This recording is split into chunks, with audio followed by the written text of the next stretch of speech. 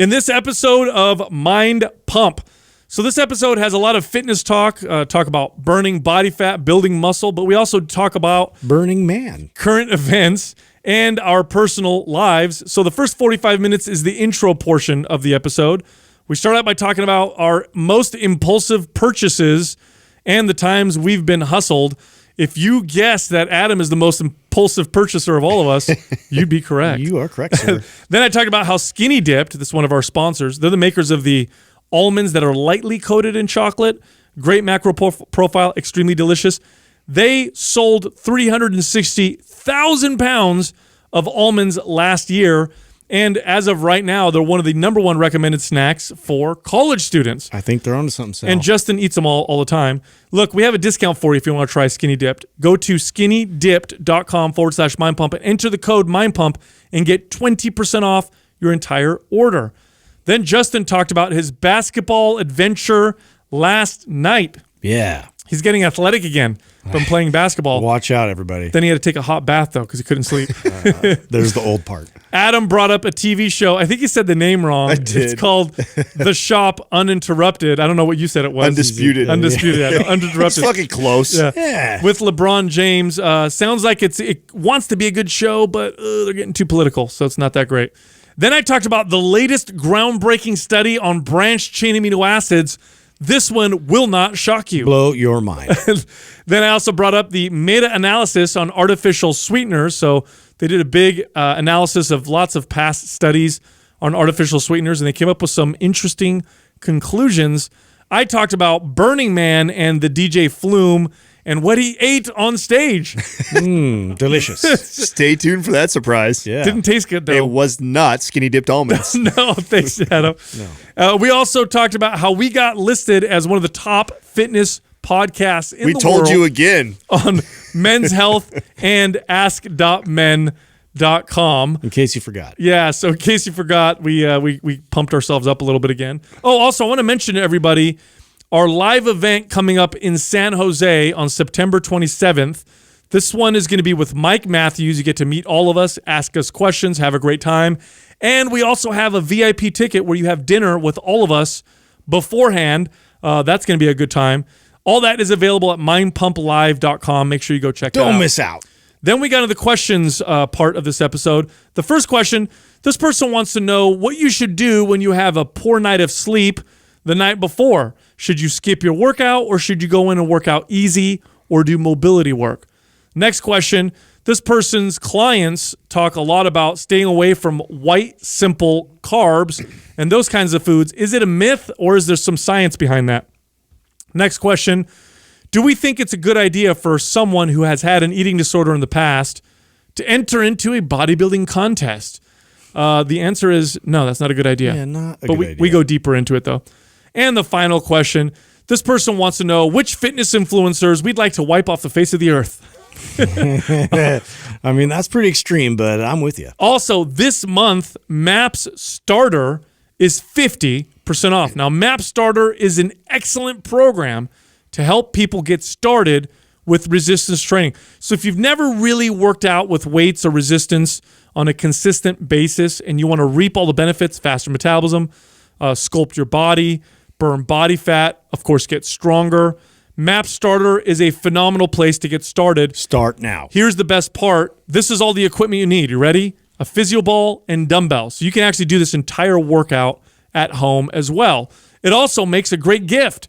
If you have any friends or family members that you'd like to get started in resistance training, but they have no idea what they're doing and they need help, MAPS Starter is a perfect program. And then personal trainers, this program is excellent to be able to use for clients. So if clients that do stuff on their own at home, this program is great for them to access and use on their own when they're not working out with you. So again, MAPS Starter, 50% off. Here's what you do to get the discount. Go to mapsstarter.com. That's MAPSSTARTER.com and use the code STARTER50. That's STARTER50. There's no space there for the discount.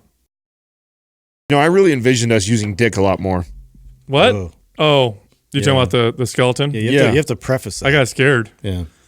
I got a little scared. I did. Remember when we first got the studio? That was like one of the first purchases I wanted to make. I was like, we're going to use a skeleton. We've done a lot of those. You're a little bit impulsive sometimes with your purchases. Not gonna lie. You bought. What are we gonna do? You bought the skeleton. What else did I? Okay. You bought 2 arcades.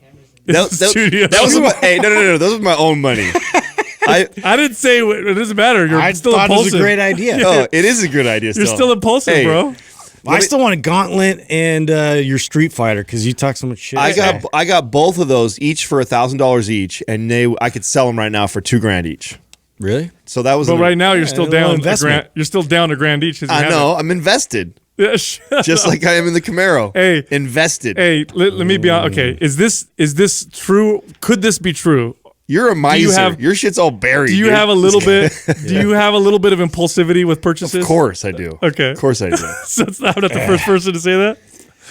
Of course I do. I know I am a little bit. Just a little bit though. Yeah. You know what I've done though, as I've gotten older. What's your worst? Did you get rid of that quad? That was like right in the middle of the living room. Yeah, you had a sitting quad there. you never rode. You parked at your house. Do you know that for Christmas last year? You know, Christmas, this is last Christmas.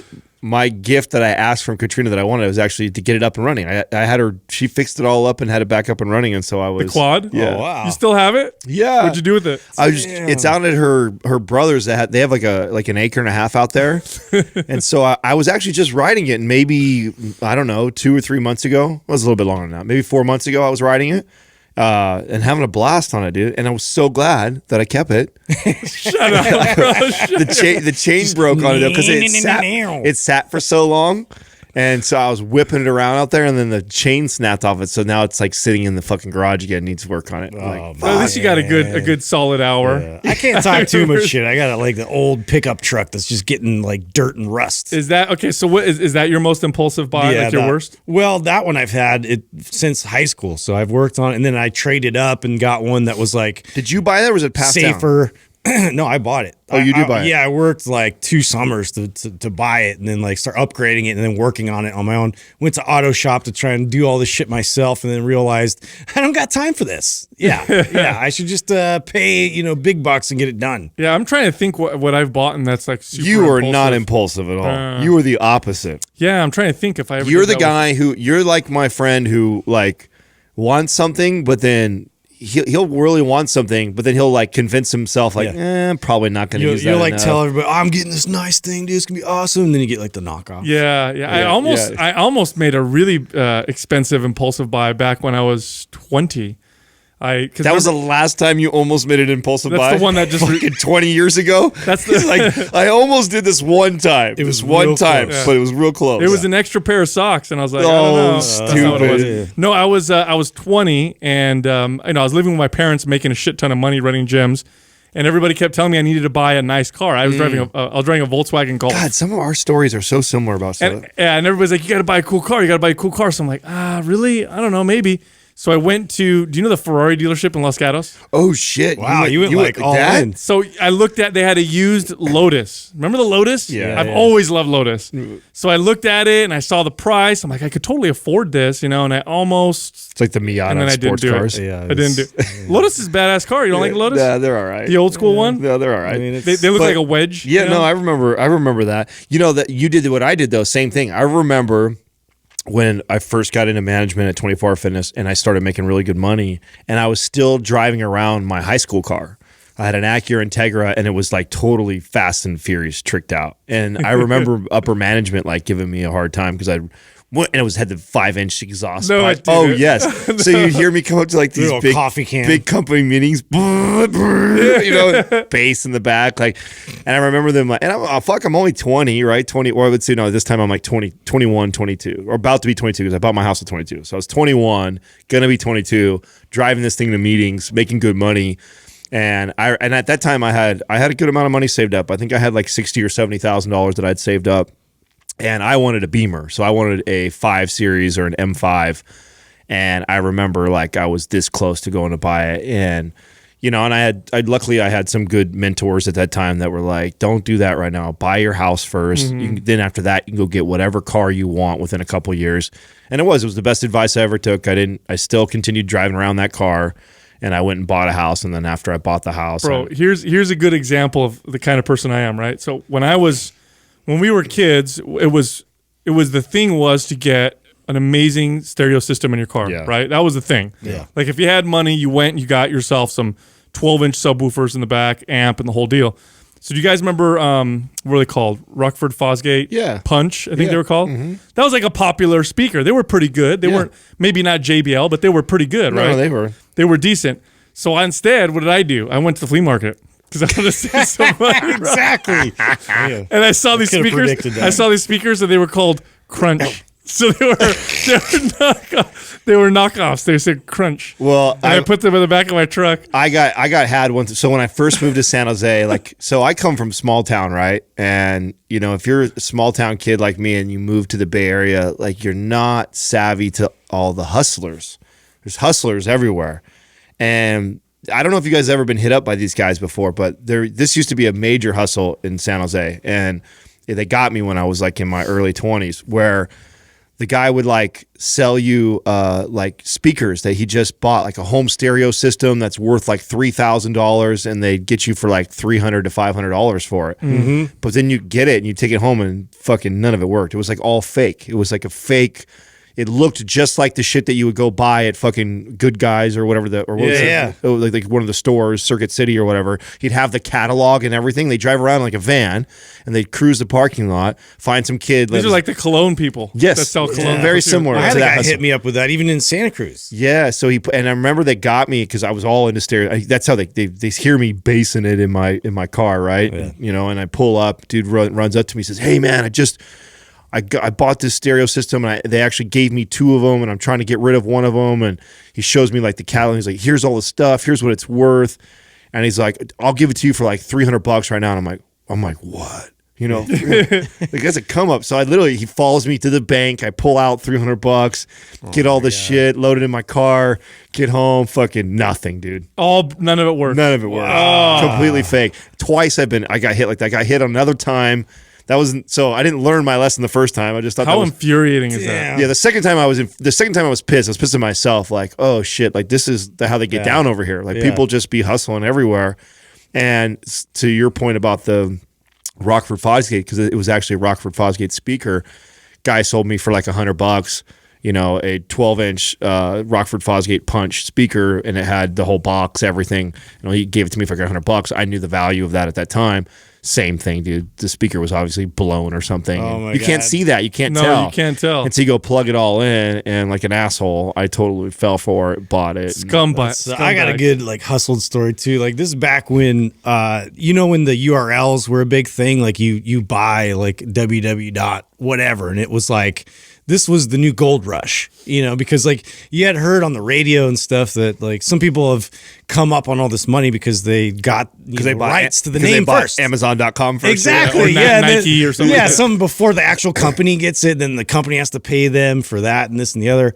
And so this guy totally hustled me. He's like, and this is back when like, the internet was just like brand new. And I'm like, wow, you can make that kind of money from this? Oh yeah, man. I'd sold my last one to one of my friends and he made, $50,000, like just off of like owning the rights to this. And I'm like, wow, dude, that's crazy. Like I got one. And so he knew my pain point. He knew I like Star Wars. So he's like, dude, I want StarWarsMerchandise.com.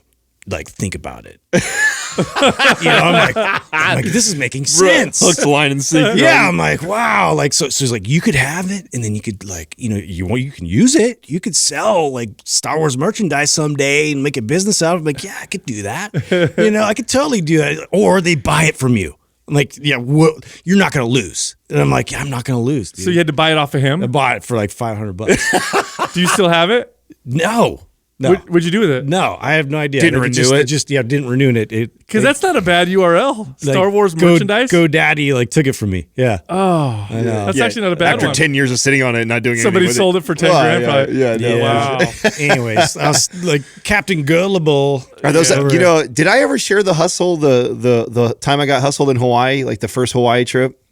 Is this No. this is not the strip club one? Yes. Yeah, you did. I did share that. Okay. That's probably the worst That's hustle. my favorite story. That was the fucking worst hustle. You know why that's so good? Because a version of that has happened to For somebody. every guy has gotten ripped off at a strip club when you were a Speaking of first that, timer, dude. So there's actually a movie. I was watching movie trailers, and there was a movie that's called like The Hustlers or Hustlers. Oh, the one with what's her name, J-Lo. J-Lo and Cardi B. Yeah, or whatever. yeah. So it's like that's the whole premise of the movie was like based off a true story of like a group of these strippers who like united together to just basically rip off every rich guy that came through there. Yeah. And like they ran all these cons on them and stuff. Yeah. And, Well, no, the ultimate hustle is they'll drink with you, and you don't know you're paying for the drinks for everybody, or they'll dance, they'll give you a lap dance, and they'll keep going even though the song's over. Yeah, and then next one comes on, and you're like, oh, cool, she's still in the going. movie, they would like get him like super drunk or like give them some kind of drug or whatever, get them like super loose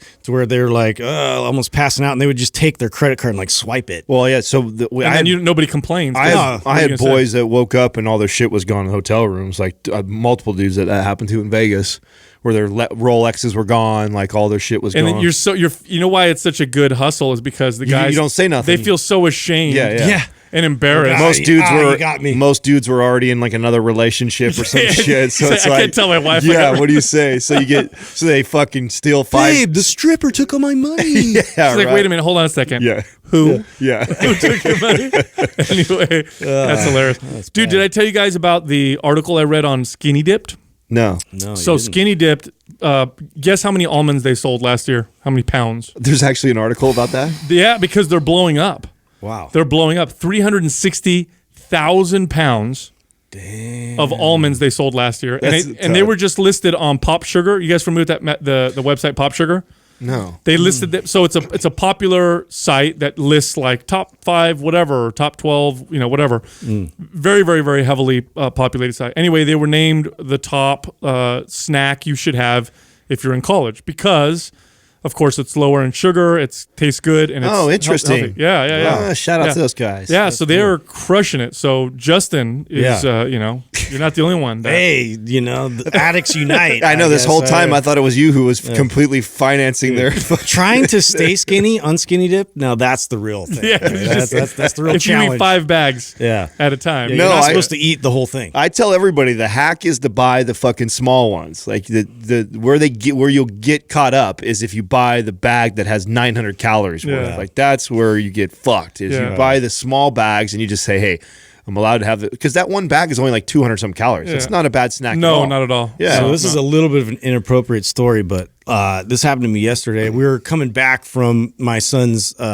soccer game or soccer practice, and I'm driving, and I saw my friend was out with his dog, and I had the dog in the back, and so I was like, oh, at the park. I was like, just let me out, and then I'll have him like drive me home. And so I get out of the car, and Courtney goes over to the driver's side, and she like is trying to like tell me and get my attention as I'm walking away. And she's like, hey. And she's like laughing and stuff. And I'm like, what do you want? And all this stuff. And she's like looking down and there's a melted Skinny Dip. Oh like, God. Right where like on the corner of the seat. And she thought so it's all over your shorts, maybe? She thought it was something else. I'm like, you thought that I just nuggeted like that as I was like exiting the car? She's like, I wouldn't put it past you. I'm like, so don't let that happen. Don't eat on the drive. There's another. No, that's actually PSA. That's happened to me already where I've lost one and then it melts and your pants and you get up and then you have like the stain. It's all smudged and it was like it did look like it to her credit. Taking an L. And then what you do in public is you walk up to your friend and you like scrape some of it off and I know I should have just grabbed it and ate it right away. Oh, that's not poop. Hey, how was basketball last night? Oh yeah, guy? dude, you look like you're okay. Yeah, no, you look thinner. Just one basketball session, I'm like just a whole new skinny guy. So you got to tell the audience. So you joined a basketball league, like a men's league. Oh, you actually joined I thought you were just playing a game. No. Whoa, I don't know where you're getting your information from. Oh, did I make something? Yeah. This is a bunch of old guys and young guys that like have an open gym kind of situation. Oh, okay. So yeah, no, I went to go play, and I was doing like all these mobility drills and everything like all day long because like I just was paranoid. I was paranoid. I don't know what was going to happen. It'd been a couple of years since I really had gone, that hard with basketball or any kind of sport that's like really taxing on the joints and the body. And so, man, the only thing And I mean, Did you guys win? no, I lost like every game I played in, which God. sucked because I was like that common denominator. Whenever I was on somebody's team, like we lost. And I'm like, this is horrible because I was totally dogging it. Like I had no lungs. Like I literally haven't like even jogged. Yeah, that's the in, worst part. in the last thing. But actually, I had decent skills. I made a couple threes, got us close in the game, but we'd lose. And so I enjoyed the time off though, in between where I'd like sit out a game or two. But man, No scares? No scares, no huh? scares, no nothing. Wow. But then I get home and I had this like cramp in my stomach and I'm like, oh, this is awful. I couldn't even eat afterwards. And I go to sleep and it was so bad all night. I had this pain in my stomach and I had to like draw myself a bath at like 2 a.m. just to relax. You had to take a bath after I was taking a basketball? bath, dude. At 2 a.m.? Yeah. What Yeah. the fuck? Hold on. Did you What have- did you I do? tried everything. I was Do you rubbing know- my stomach. I'm like, oh, No idea what it was? I have no idea. Did you eat a post-game chili dog or whatever? No, Nothing. I wish I could, because then I would know. Like You know what it is? Oh, I'm going to make an educated I was guess. just cramping. And, I'm going to make an educated Can't wait guess. to hear this. You are to almost to a fault, extremely competitive. Yeah, And I'm wondering if you stressed yourself the fuck out before the games, I probably did. and you had a little bit of a adrenaline dump afterwards. Like, yeah, and me losing it really gets to me. I know this. and Adam knows this. Fuck you, by the way. Yeah, I was just gonna say. Do you know how I know this? Because you've lost a couple games of I wanna cornhole beat you to the punch. to Adam, and it's stressing you out. I It don't is. like It hurts my gut. I don't like it. Like I carry it all I'm gonna right have a here. meeting. I'm gonna have a meeting with Adam. pretty He's soon. such He's a like, ba- you better let him win. He's such a 'cause- bad loser, No, which dude. makes it so I fun can't to lose. win. Look how mad he is right now. Stupid. It's a stupid game. We have a thing going right now for the audience that we play cornhole. I mean, and if you like, oh, I'm a good cornholer, cool. Like, give yourself a title. it's on I don't know. ESPN now, bro. Fuck off, dude. So is CrossFit. It's not a real thing. It's fine. So, but what's the bet? Whoever wins, So, no, chooses the music. Right? Yeah. So whoever's winning, so I intentionally I play my country music whenever we play. That's the most painful part. Yeah. Because now even if I hear like country in the grogrocery store or something, it it reminds you of a that. loss. I'm like, That's why I do it. So, oh my god, Yeah. don't get so angry. Stupid. I love it. It's stupid. So okay, so right now you're the winner because so you get to play country. Yeah. So And whoever so- wins picks the music. Right. So if Justin wins, we would get death metal.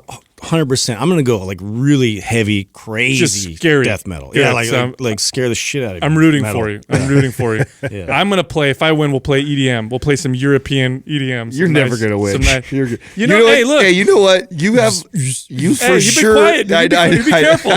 You be careful. You have the best luck in the world, like single one-time shot. Some stuff. people call it skill. But to play a full game He's from like beginning to Captain end, Carnival I feel- games. Yes, he is. Look, That is there's true. only one time we've ever played a sport against each other, or almost like That's a sport. not a sport. It was Carnival game. Again, it's a carnival. We played game. horse. Yeah, Okay. that's a child's game. We all it's kind of like basketball. Yeah. And we recorded the whole thing. So anyway, I mean, never play again. I know. I'll never live What's that. funny? What's funny about that is I knew after I won that game that I'd never play basketball with you guys yeah, again. that was it. So I could say that forever. Speaking of basketball, so I was so pumped about this. I think I told you guys before. I've been on the HBO and Showtime kick. I'm like, not that I'm anti Netflix, but I mean everybody's been jocking Netflix for like the last 3 years. I'm like, you know what? HBO and Showtime still put out fucking fire documentaries, fire shows. Yeah. And so I've been going through and I've been watching a lot of Showtime and HBO lately. And so recently I saw a preview to what was getting released yesterday or the day before yesterday, whatever it was. And it was LeBron James's new series that he was called Undisputed. And it looked rad. I mean, the lineup of people that were a part of it, and the idea is like this, authentic, unedited type of or unscripted conversation in a barbershop, and it's all these big name celebrities that are super popular right now. Everything from sports, so other athletes and other sports, comedians, and so I was really excited to watch it, but it didn't take but maybe 5 minutes or so into it.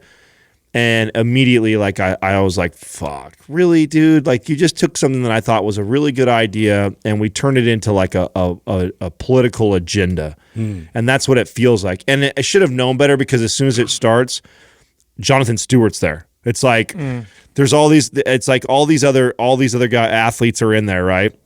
And then Jonathan Stewart, like, what the fuck is he doing in there? But he's obviously in there because he's the only real professional interviewer, and so he really orchestrates and drives the conversation. Yeah, you need an anchor, otherwise it's just blah. Right. And so, and when you can tell everything that he contributes or he asks, it's like it's setting the table for some underlining agenda that's going on about LeBron's brand and what they're trying to make him look as this woke dude, and the questions that he's asking, I think, are and like, so I was really let down, and it was one of those things I was really excited about, that I thought the concept and the idea was brilliant, but it definitely, I mean, you could tell by the way they edit it too. Yeah. So, and I feel like, and the reason why I wanted to bring it up, because I feel like this is going to be the next real big popular thing. I know we have, talked about authenticity, and that we don't edit anything. We don't show prep. It's like, it's completely real. And there's no edits either. Doug doesn't. I mean, we say something stupid on the show, it gets aired stupid on the show. Unfortunately, right? That's part of the thing that lots of stupid stuff out there. We agreed early on, and so there's this new movement of authenticity and being real, but yet when you can tell when it's engineered though. Yeah, it's edited. Yeah, so it's clipped, and they piece parts together to put an overarching message. And I think that this is going to become more and more popular. Of, look how real and authentic I am, but it's really not completely real and authentic because it's cut and spliced and positioned in a way to have some sort of a theme. And I think that we're going to see more and more. And it reminds me, do you guys remember when reality TV first started? Oh yeah, it blew up. Yeah, when reality. Do you remember Puck from the Real World? Yes. Yeah. And do you remember how real it was? Like when it first started, I don't think they knew what to do with it. No, it was let's just film these people in real world. More booze. And just let them, and we put them together and see what happens. And then what they saw happen, and they saw what got the ratings, then more and more of it became scripted and orchestrated and set up. Well, here's the deal. Yeah. Here's the thing that we need to understand. The consumers, because I always go back and forth between, is this an agenda or are they just feeding into consumers? It's totally feeding into consumers. Yeah, because did you see that post I did where I had a post and it was CNN and Fox News, and it had like two little bubbles like they were talking, and it said, our goal is to divide everybody, and we try to feed one side of the population, we try to feed the other, whatever, and as if it's an agenda, and a lot of people agree that it's an agenda, but I honestly think it's just they're just producing what people watch. And people like drama. Yeah, but here's the thing, though. And a lot of drama in reality, there's not a lot of real drama. They're producing what people want, but they're doing it in a deceitful way. That's the part that I don't like. Because I think when you make it in a not deceitful way, they don't get as great of ratings. You know what I'm saying? Well, yeah, that's what it is. That's the popular thing right now. Like people want it to look real, but not be real. Right. Yeah. Right. Yeah. Because in real life, think about it this way. Imagine if your real life was as dramatic as a reality show. Yeah. You would die of anxiety and stress. It'd be insane. Dude, it reminds me of that, what show is that? It's the one where the guy comes in and he takes over the bar and redoes it. Oh, yeah. I guess the bar flip thing? Or? Yeah, where he comes in and kind of overhauls it. And literally, the first couple ones, they tried to find the scummiest bar they possibly could. That's cockroaches and things and all that. But I guess there was this whole article that came out where they actually have proven that they actually now place cockroaches just for shots, and then they'll make it super dirty, and then and the bar owners get pissed because they're like, dude, we're not that disgusting. We're not that disgusting, but we'll be on the show because we want some of the remodeling you guys are gonna do for us, so they're like, well, it's I guess we'll go through looking like assholes. I thought there was I shared on my Insta story, hopefully it'll still be up there when this goes live. I shared a critic that had wrote about it that I thought did a really good job. I think it was tasteful the way he criticized it, because it wasn't like somebody hardcore from the right that was completely trashing it. It was just there's an obvious theme, there's a reason why they edited the way they did, and so unfortunately, for somebody who thought they were getting a real, true, complete, authentic conversation, it's not completely. You know what it is? It makes me wonder. It's in the past, if you liked a product or show just because it was cool, that was enough. Yeah. But it's almost like today it has to have some kind of purpose and meaning almost like, hey, I like this candy bar just because it's delicious. Well, we'll get this one because this is a lifestyle brand. They even compare him to Michael Jordan multiple times in the critic. You should read the article. He writes about this because Michael Jordan in his time was, the message was, for a really good athlete like him was to stay out of politics, stay out of what you're not great at.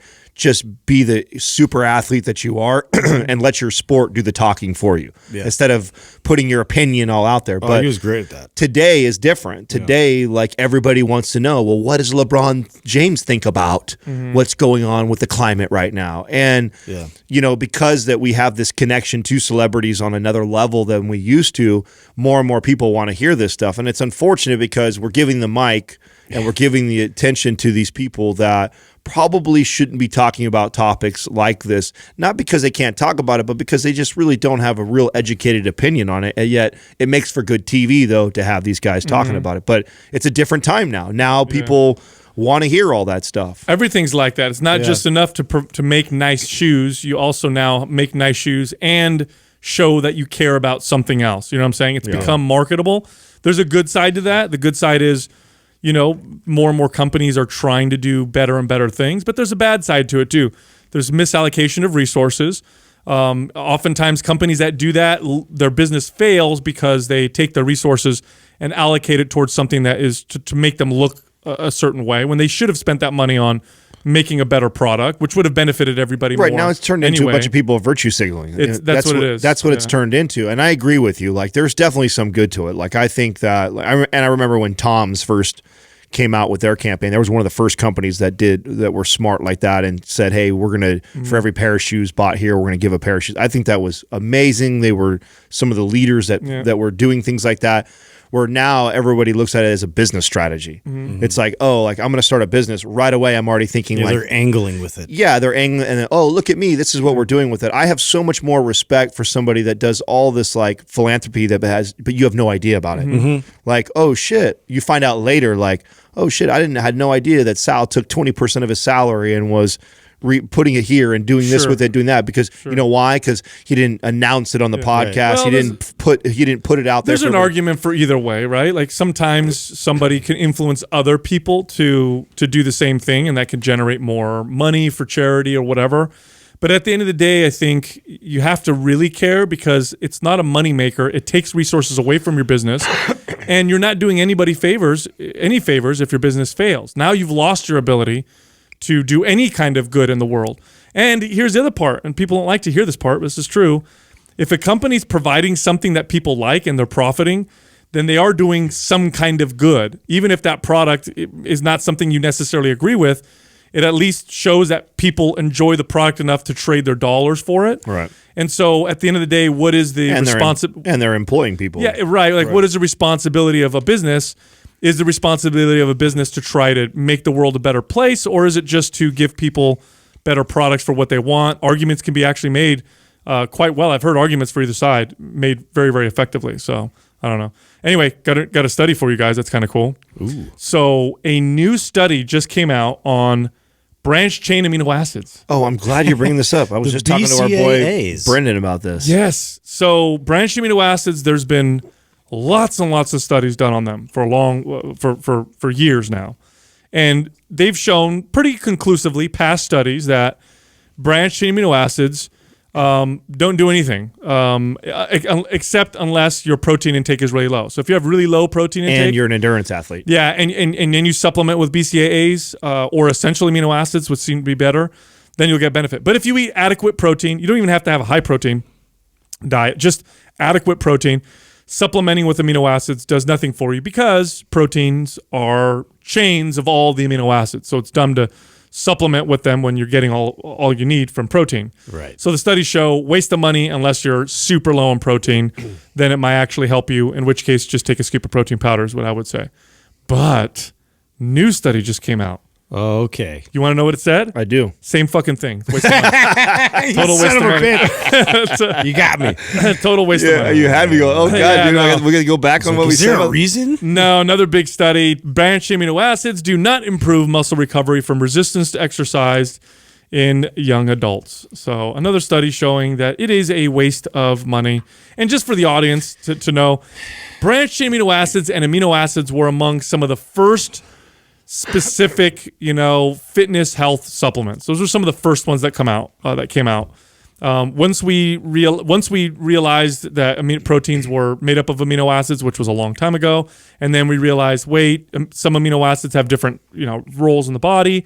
Supplement manufacturers were brilliant and said, "Oh, cool, Ooh. let's tease this out. Supplement amino acids, into people's diets, and sell these pills or whatever, and people will buy them, and they do.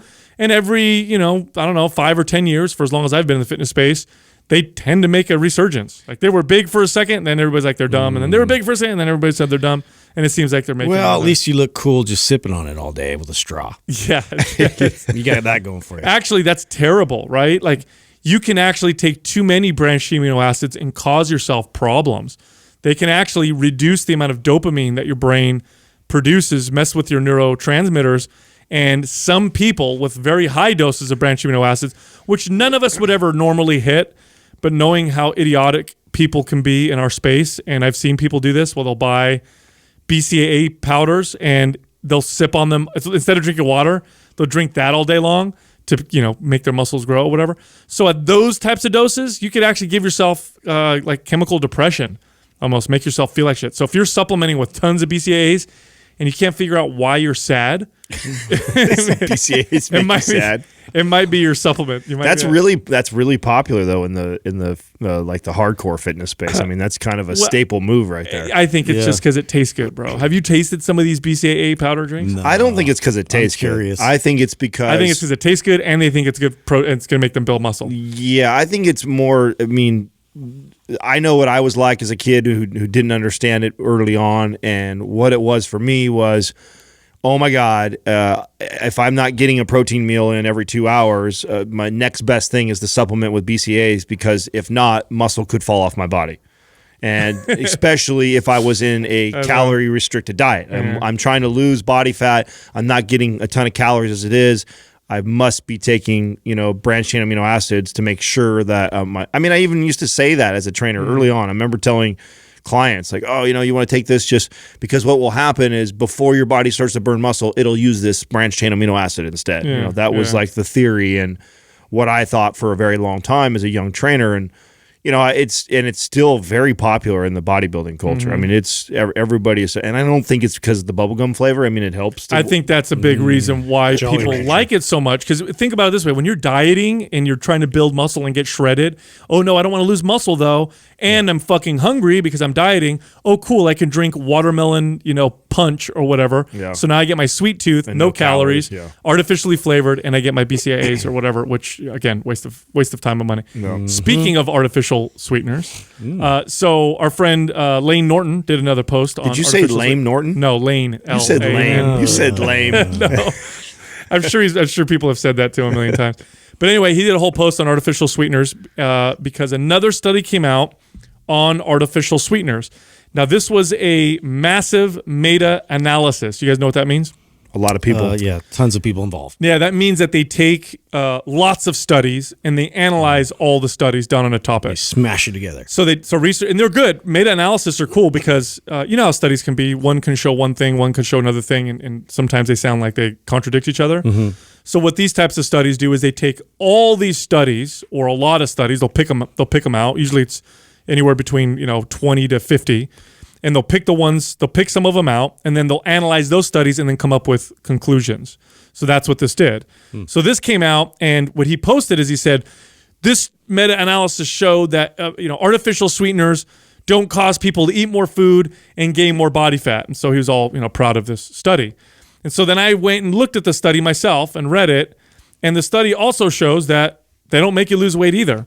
So here's what you can conclude from this. We know that, then this is a fact, that in order to lose weight, you have to take in less calories than you burn, right? That's a fact. Okay. So if you're replacing a sugary drink that has 250 calories with a artificially sweetened drink that has 0 calories, you should be You're making up with that with something. You should be consuming 250 less calories a day or more in turn making every you single lose day. weight. Instead, what the study shows is people switch to artificial sweeteners and they don't lose any weight. Now, they don't gain any weight either, but they don't lose any weight. Now, what does this tell us? There's only 2 conclusions. Conclusion 1, the artificial sweeteners themselves cause weight gain.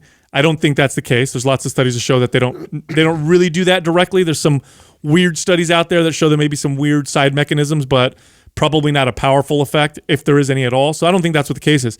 Here's what I think, and here's what we learned as trainers forever, is that people consuming these things don't change their behaviors, makes them hungry, and they just replace those calories with other food. Right. Which is why I never recommend Pretty normal. artificial sweetener drinks to begin with, because I know it doesn't work. If I tell clients, don't drink soda, drink diet soda, they end up not losing weight because they replace it with regular food. I can't wait for that Instagram story the Instagram thing you're going to do with him. When are you guys scheduled to do that soon? Yeah, we're trying to book a time for him and I to talk about this topic and then answer questions. And I like Lane because he's objective, science-based, but we come from 2 different camps. You know, he's a scientist.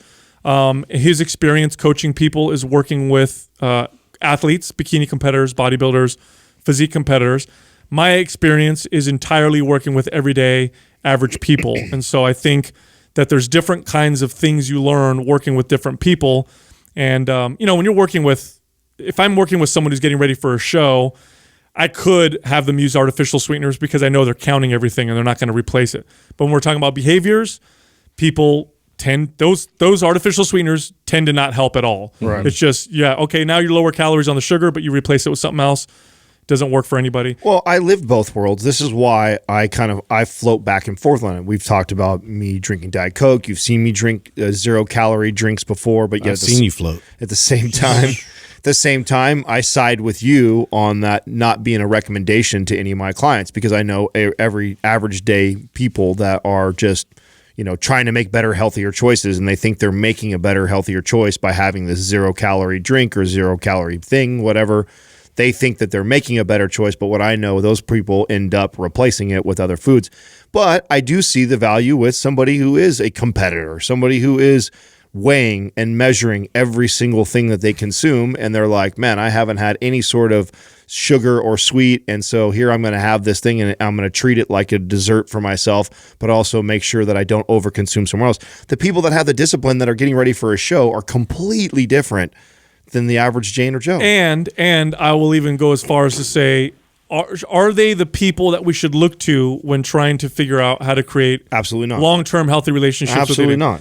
Now, I would especially since those same people, okay, and I know what this was like too, when you get off of competing for the show, you're fucked. You go bananas. You do. I know very few competitors that have had the discipline post-show to not put on 20 pounds right afterwards. No, I would say those are the worst people to look at when you're trying to figure out how to have a long-term approach to nutrition. Those are the worst, absolute worst.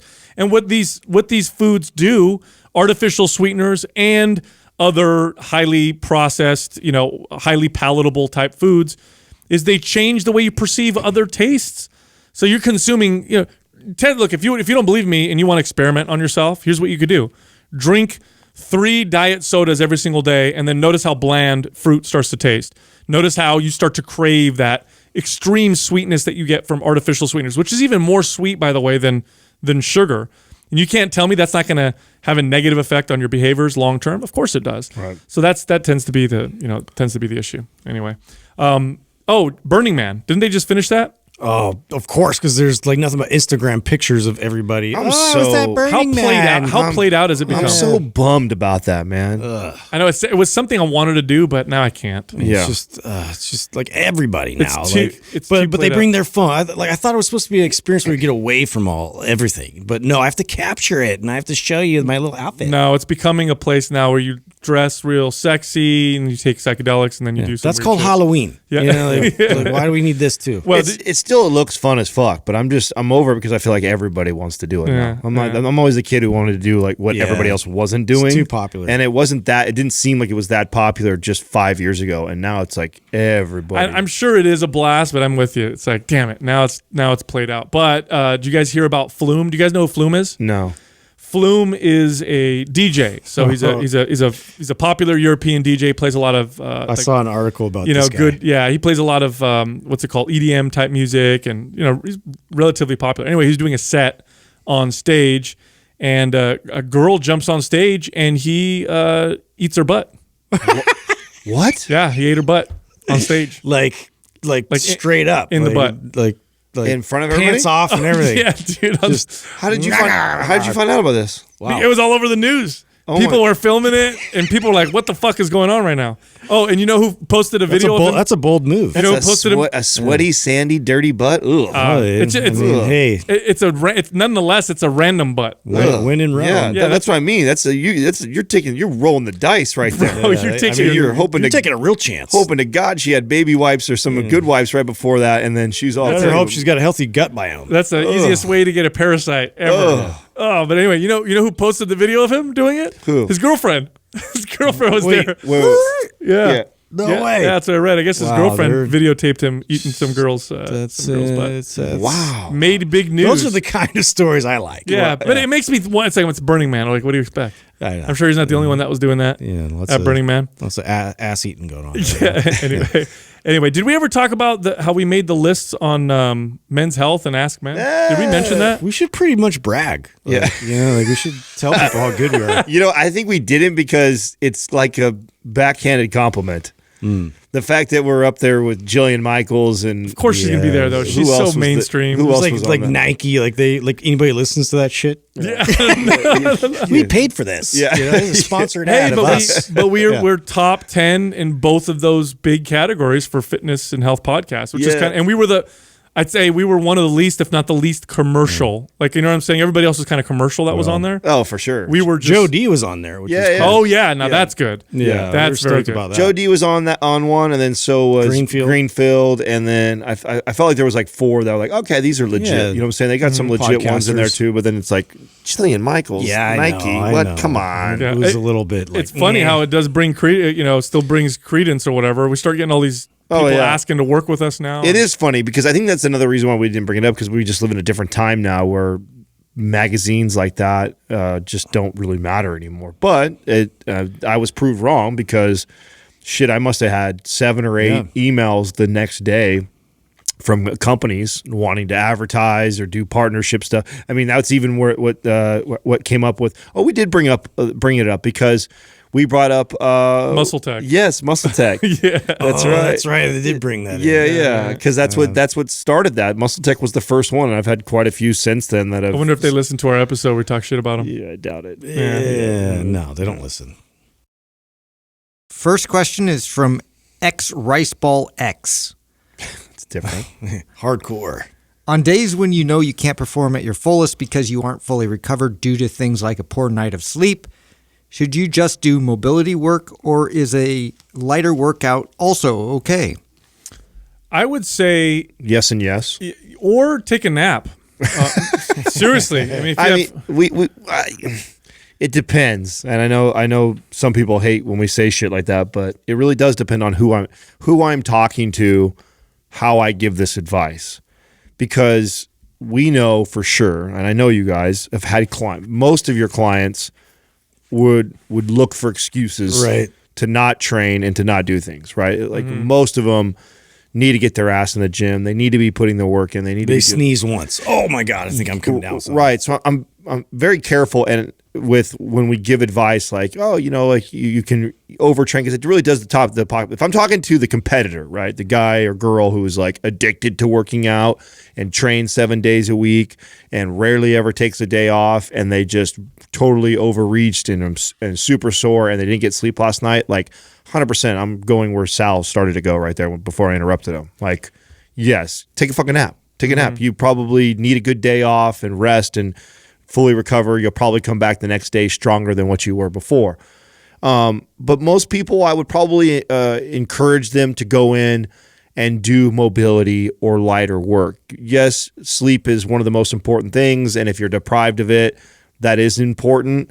But so is staying probably consistent for most people. Yeah, and there's two ways we can look at this. The one way is what would be best for your health and your body. If you had a bad night of sleep, what would be best for your health and your body would probably be to take a nap. On the other hand, we also have to look at, and this is where we always go to, how behaviors are made and how, what's the most important long-term thing you could do in regards to fitness, which is just be consistent. So it reminds me of like the old school birth control pills where, there's 30 pills in there or whatever, but there's 7 of them are fake. But they take them anyway. You know what I'm talking about? Do you guys remember these? Yeah, the sugar ones. 7 of them are sugar pills. Now, why do they do that? Why do they put in 7 sugar pills when all they would have to do is tell the person to just stop taking your birth control for 7 days and then start taking the it ritual going? It's the consistency, keeping the ball rolling.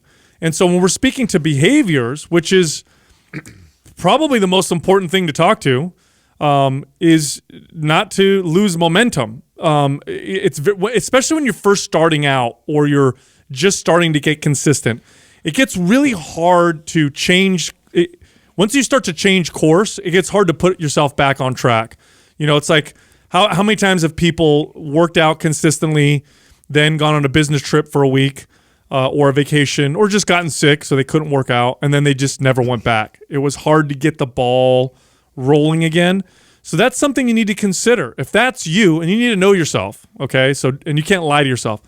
If that's you, if you're that kind of person that consistency is very difficult and you're just now starting to find a little bit of rhythm and consistency, and then you had a bad night of sleep and you're like, gosh, I'm just started getting back on track. It's still kind of difficult for me to be consistent.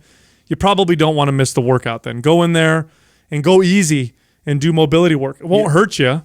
It's not going to hurt you. Or really light, like they said. I think both the options they list are fine. Like sometimes when I'm like that, I'll just go through and practice the skill. We talk so much about that on the show about, look at an exercise and just try and work at it like a skill. So this might be a great day for that. This could be a good day where you go in and you're doing 50% of the load, but you're just working on the movement patterns. And or just one thing, like just squatting or just deadlifting, but with really light weight and concentrating on the technique and spending that time. Or like your other suggestion, which is, a full day of mobility. How often do people do that? Like how often does somebody just say, hey, I'm going to spend an entire hour of like stretching and mobility work? Well, a lot of people don't do that. And a lot of people could use that. And that's a lot more recuperative than going in and hammering the gym. But you have to, like to your point, Sal, you have to be honest with yourself. Yeah, and here's the other thing too to consider with sleep is that some people can't nap or some people nap and then it affects their evening sleep.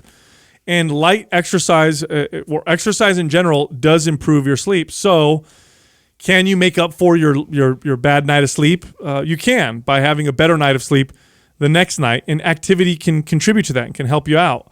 So if it's just one night, go to the gym. Go to the gym and go easy. That would be what I would typically recommend, especially from a behavioral standpoint. Next question is from Dress Fit. I get a lot of new clients believing the stay away from white, simple carbs myth. Could you please explain the benefits of simple and complex carbohydrates and when it is beneficial to consume them? Yeah, I think this is communicated wrong. And not only is it communicated wrong, but foods get demonized for the wrong kind of reasons. So, white bread, pasta, white, simple carbohydrate type of thing, we're told that make you store more body fat than other types of carbohydrates. Now, the truth is, and this is why there's people in our space who defend those foods so hard because they're demonized in the wrong way. Excess calories make you gain weight, okay, at the end of the day. So if those excess calories come from white bread or they come from sweet potato or oatmeal, if they're excess calories, you're going to store them as body fat. So inherently, they're not necessarily more fattening. Now, from a health standpoint, they might not be as healthy for you. They might not have the same bioavailable nutrients. They may make you feel not as good. I know me, if I eat really, really fast-acting type carbohydrates too often, I tend to not feel as good. I get energy crashes typically. I don't get the rush. Everybody says, oh, you get an energy rush and a crash. I don't get that. I just eat it and then I get a crash afterwards where I want to fall asleep. And so I don't feel very good on them. So I tend to avoid them because of that. And you should too. Anything that makes you feel that way, I don't care what the food is, you should also avoid. But here's the big problem. Those simple carbs tend to come in the form of heavily processed foods. And those foods tend to make you want to eat more. And so if you eat a lot of white bread, you're probably going to eat more calories overall than if you ate, sweet potato or oatmeal or something like that. So that's why I would say to avoid those types of foods. Yeah, I mean, there's some positive sides to it. I happen to be in the camp with somebody especially when I was competing. Now I eat a lot less of it now, but when I was chasing calories and I needed more calories, it was hard for me to hit the caloric intake. And I was really getting after my workouts. I mean, some of my best workouts were after some of these carbs. I mean, I really would. I would load up on some pasta or something 2 hours before, and I'd have some of the most epic training sessions. So I think the advice that you give about really trying to evaluate yourself and pay attention to how they make you feel. Like some people may perform extremely well on them. If you're somebody who performs extremely well on them, you don't notice bloat from them, you don't have a major crash like Sal, and you can manage the calories, they're great. There's nothing wrong with them, especially if you don't have any adverse effects to them. But they also this is where a lot of people end up having some sort of an intolerance to them. You get some people that have, like you, Sal, who crash afterwards. They tend to be a lot higher in calories, so it's hard to manage calories that way. So those are some of the drawbacks of that. So you have to ask yourself, like, are you somebody who can have these things and manage your calories and you get great workouts and you feel fine from them, or are you not? It's an individual experience at the end of the day, and that's what we're always trying to stick with that. Because for me, I have noticed with a lot of my clients, it's been a similar pattern in terms of like some of these types of carbs have created like intolerances and inflammatory experiences where they get like signals from their body that, have adverse sort of reaction to these types of foods. But that's not everybody. So it's not like a blanket statement of like avoid these. And, in terms of like, we just get so general with it because we try and steer people towards healthier habits. But, you really have to assess at the end of the day whether or not this is good or not a good option for you, specifically you. Yeah, there's this splitting hair stuff too with these types of carbs too that tend to happen a little bit. Like, eat this one post-workout and this one before your workout and this one at night and this one. I think there's a lot of splitting hairs with that kind of stuff, and a lot of people in our space put more importance on that than I think needs to be done. I see guys doing like the gummy bears and pixie sticks post-workout because it replenishes their glycogen source. Dextrose. Yeah, faster. And so now they have an excuse to eat gummy bears. And this is, and really what percent impact is that having on your physique? Like none. Yeah, 0.1 or none, probably nothing. So I think, when we're looking at these types of things, examine how does it make you feel? Is it healthier for you? Is it going to make you want to overeat? Those are the most important things. And then once you base it off of that, what you'll end up finding is most people probably will avoid a lot of those types of foods because in my experience, that covers a lot of people. There's not too many people I've encountered where eating those types of foods makes them feel good and they've got good health from them. It's not as common. Next question is from Healthy, Happy, and Free. Do you think someone who has suffered from an eating disorder should compete in bodybuilding? No. Terrible idea. Terrible idea. I'll tell you what, if you don't have an eating disorder. It's like an alcoholic entering a drinking contest. Yeah. It's like. Definitely not a good idea. But don't you feel like this is pretty commonplace? Like a lot of people don't realize maybe that they have an eating disorder, but they're like compelled to want to like present their physique on stage. Think about it this way. Okay. Here's a sport, and we're going to embody. When we say bodybuilding, this covers bikini, this covers physique competitors. This may even cover other types of events or sports where you're presenting your physical self, maybe even pageants, okay? So here we are. We're in a sport where you're being judged almost or entirely based off of how you look. So that's number one. You're going on a stage and getting judged against other people and how they look. That's number two. The requirements to do well in these kind of competitions are extreme in their diets. They're extreme in the sense that in order for you to achieve that kind of a look, you have to, for all intents and purposes, have at least a 12 or 14 week period of disordered eating. Okay, that's literally what it is. For all intents and purposes, if you look at the way people ate pre-contest, most psychologists will look at it and be like, that's disordered eating. You're eating the same food every single day. You're cutting your calories super, super low. You're watching yourself in the mirror every day. You're weighing yourself. You're taking your body fat. You're obsessing about your body. That does not sound like an environment for somebody who just recovered from an eating disorder. It would feed into it. Now, here's the truth. A lot of people with disordered eating and body image issues, it attracts them. Yeah. Seems to attract them. 100%. And I think it's because it gives them a reason and a purpose for the way that they obsess about their body. It makes them, it can make you feel better. Like, I'm so obsessed about my body. Let me compete and get validated 100% for it type of deal. It justifies it. Yeah, exactly. No, just the same way that an alcoholic that enters a drinking contest. It's like, I'm a champion drinker. That's crazy. I'm doing it because it's a contest, not because I'm an alcoholic. Yeah. Like, no, you have a fucking problem. I'm good at this. Yeah, you have a fucking problem, and that's not a good idea. No, I mean, I think it's a borderline dangerous place for the average person. No eating disorder, just a normal person who sees it and thinks it's a good idea. It's not a good idea for most people. And this is where, and I know there's a lot of people in our space that, it's not a sport, blah, blah, blah, because there's not a ball involved and we're not scoring points, right? But absolutely, it's an extreme sport. You do extreme things that are not ideal and healthy for the body, like any other sport. That's what defines really a sport. It's not something. No sport is healthy for your body. Doing anything repetitive or at extreme levels isn't ideal for longevity and health. So it's definitely already a dangerous or extreme thing for a person that is got a good relationship with food. It could take somebody who has a good relationship with food and give them an eating disorder. So somebody who's already in that place or been in that place, it's definitely not a place that they should be in whatsoever. And I don't see anything good coming out of putting themselves through that. No, I'd say if you're super self-aware and very secure with who you are, then you can compete, and then you might be okay. Otherwise, what a terrible. I mean, again, think of all the value and importance they're placing solely on how you look. There isn't even any performance component, so they don't even care how strong you are or anything like that. It's all about how you look. It's no wonder that, calf implants and oil injections, which aren't even an anabolic steroid, you're not even building muscle, you're just injecting oil into your muscles to make them look rounder. It's no wonder that is permeated into the sport of bodybuilding. It's all the value is about how you look. None of it is on anything else.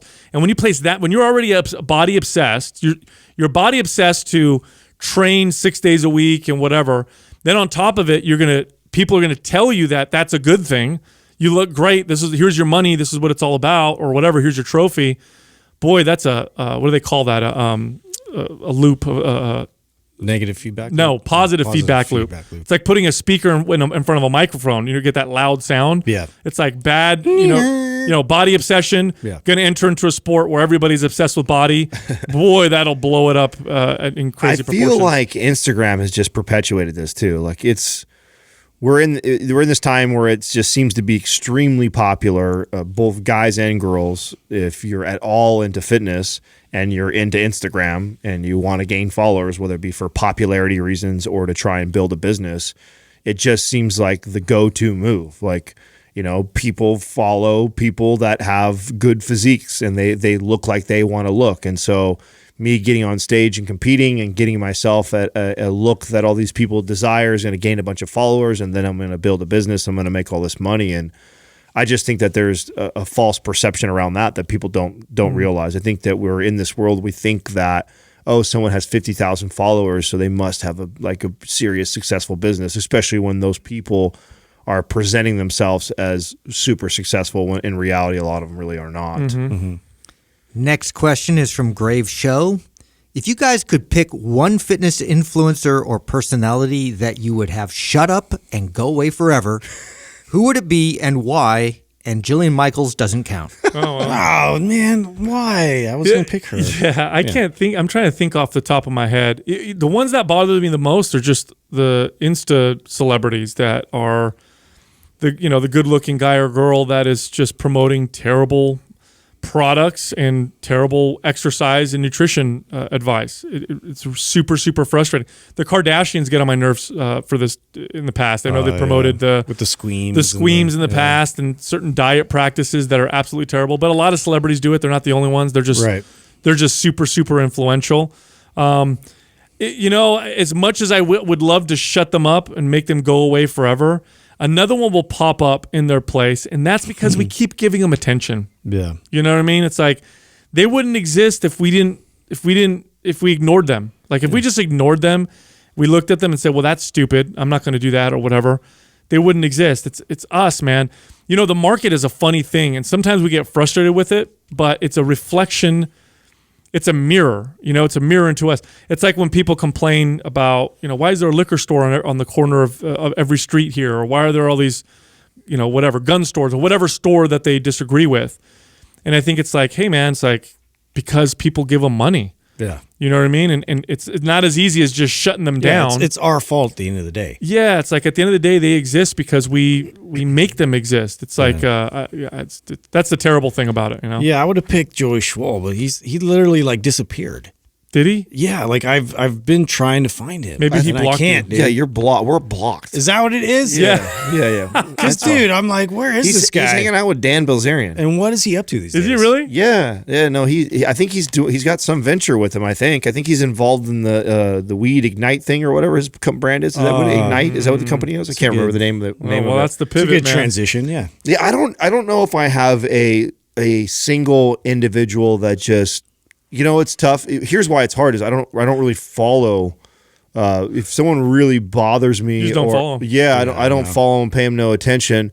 But I do. Who really bothered me? I didn't like him, and I know he's out there still doing stuff, and I don't remember his handle. Remember the fucking guy that was the IIFM guy that was eating the crazy pizzas and the Fruit Loop pizza. yeah, I mean, he had a massive. massive following back then. I imagine he's as big or bigger, and I really despise that message. As much as they try and position that on trying to be counter to the people that demonize foods, I just know that the average client that would see something like that would justify their eating behaviors, and it would just send them down this spiral downward, and they would never get out of it because they are being told by some asshole on Instagram that eating like this is completely okay as long as it fits your macros. And I think it's just it teaches really bad habits and behaviors. It's when we know that we have as a country we have an overeating problem, and these types of foods promote overeating, and to flaunt that in front of them, it's just, and I use the analogy, it's like being at an AA meeting and standing in front of all these alcoholics while you're drinking a beer, talking to them about not drinking. Yeah, look, I can drink hella beer. Yeah, it's just it's a bad message, and I think it does more harm than it does good, and so I wish most of those motherfuckers would disappear. And I know there's quite a few of them that have these pages. But again, man, it's like they're there for a reason. You know what I mean? We're following them, and it's like it's human nature to want to control other people. It's human nature to look at things and say, "Oh, get rid of this; it's bad, and let's just have this; it's good." And now everything's perfect. But there's enough people to support it. It's like we have to change the heart and minds of the people, of the consumers. We can't force. Well, yeah, but this shit. Of course, though, Sal. But it's like a drug addict, though. I mean, food has to be one of the most abused things out there, and so of course, people are drawn to it because a majority. That's the problem. That's why I don't like it, because there's so many people following it, because 90% of them are food addicts. 90% of the people are over there with him and going like, yeah, that's right. It's okay. We can have these things, And it's just like a bunch of fucking cokeheads being like, yeah, see, it ain't that bad. Yeah. It's the same thing. Yeah. It's just, it really is. It's my point, it's just food. But my point is, what would you do? You wouldn't block, you wouldn't have Instagram shut them down, or you wouldn't want a law against them. Well, of course not. Yeah, that's what I mean. It's like it's this weird position. It's like you look at it, it's fucked, But the only way to get rid of it, the only effective, real way to get rid of shit like that. The question is, who would we pick to go away? Like in a magic world. Yeah, go away. Yeah, it's something like that. I mean, I would absolutely never want government to get involved and regulate who we can and can't see. I'm not for that whatsoever. But if we're playing a game where, okay, we can eliminate one person off the Instagram earth, like who do you want to get rid of? I would get rid of some. And plus, I enjoy them for the content. You know what I mean? Like, this is great content to bring on the show. So it's like we can't really have them go away. Otherwise, we got no enemies. I've seen a few recent articles too on some of these influencers getting exposed. Like there was this one girl who travels. She's like a travel page, and she'll post pictures of herself in these exotic locations or whatever. But it came out that most of them were photoshopped, that they were totally fake. Yeah, and that's awesome. Yeah, dude, and it's coming out more and more, and the backlash. Wasn't that some of those vegans that were caught eating meat? Did you see that one? Yeah, where the girl was caught eating meat, and then what she said was that her doctor told her she had to eat meat because she had some nutrient deficiencies. But I mean, she should have just been honest. Like, hey, everybody. But once you build a huge following, could you imagine that? Yeah. Like you create this religion. She couldn't have come out and been like, "Oh, this is happening to me." They'd be like, "Shut up." Yeah. Well, now it's even worse though. It is. And then you're living a lie, which, in my opinion, that would eat you up even more. That is worse. Yeah, it's I don't have names to pick on people individually, but I'm irritated by a lot of our own peers. Like, I think sometimes in our space we get we get so into this like dick measuring contest. Yes, it's who's more right, and we end up talking over 90% of everybody else, and we're really only speaking to each other, and it turns into this battle of like, I'm more right than you are, and like the people that we're supposedly trying to help, we're fucking talking over all of them. Like, I was listening to somebody who I follow and I like and I respect, and I'm listening to his Instagram and he's talking about exercise and just the depth that he's going into explaining, and he's doing it to counter some information that's out there. And I'm like, you know what? This is not helping 90% of the people that are catching this. All it's doing is overcomplicating something very simple. Like, most people don't even need to hear that message. People are already confused. Right. We do this as fitness professionals a lot. We get into this dick measuring competition of who's smarter, who understands the study better, and we're fighting over things that like don't really make that big of a difference in 99% of the population. It's just ridiculous, and what we end up doing is losing more people than truly helping. And I wish a lot of that shit would go away. I wish that we would move on from that. And I think a lot of that is, again, perpetuated in this Instagram world where we get famous or popular because we look a certain way. Now all of a sudden we think we're experts on some shit, or we read studies all day long, and now because we read a bunch of studies we think we're experts. It's like, man, when you actually get out there and you try to take all that information that you've read in all the books and you start trying to apply all that science to real life people, what you find out is a lot of that shit doesn't even apply. A lot of that bullshit doesn't even apply to a majority of the people. Yeah, why are we arguing this stupid small detail? Yeah. It's because, especially in academia, this is really popular in academia, they like to be right. Oh, yeah. They like to be more right, I should say, than the other guy. Right. And at the end of the day, it's like, well, okay, that's cool. What have you accomplished? Nothing. Yeah. You haven't really helped anybody. No. We could sit down and talk about, I could sit down and talk about amino acid profiles of food and bioavailability. And that wouldn't matter at fucking all to the average person. And it doesn't make a difference. They're just going to tune you up. And the knucklehead trainers that get under these people's posts and they raw behind them, you're not helping the cause. It's always all these newbie trainers that identify with one of these fitness celebrities, and they're like, "Yeah, that's right. You should eat this way," or "Yeah, see, the other guy's so wrong." And we get into these camps. It's like, man, you guys are only making it worse, because then you're validating this knucklehead who's literally only speaking to you fucking 100 people, you 100 trainers that understand the information he's even providing, and he's just going to keep pushing. You know what they need to do? You know what it is they need to, and this is a problem with any space, is when you're around in a particular group of people, that becomes your normal. And so if all you ever do is talk to your other super educated trainers and whatever, then you forget that you're not communicating to the average person. This is one of the reasons why we do those live events. It's because if I hang around with you guys too long, then we start to elevate shit to a level that people stop understanding, because we've been doing this for a long time. You go talk to the average person, I should say, and then you start to it grounds you. It brings you down and reminds you, like, oh yeah, we need to communicate this stuff. Yeah. This is the most important stuff. So. Right.